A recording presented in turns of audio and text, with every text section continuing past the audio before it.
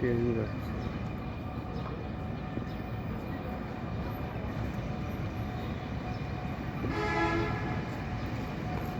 Train যাচ্ছে।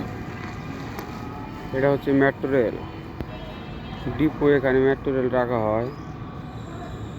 এপাশে milestone college. এটা হচ্ছে মেট্রো রেল ডিপো গেট। যাচ্ছে।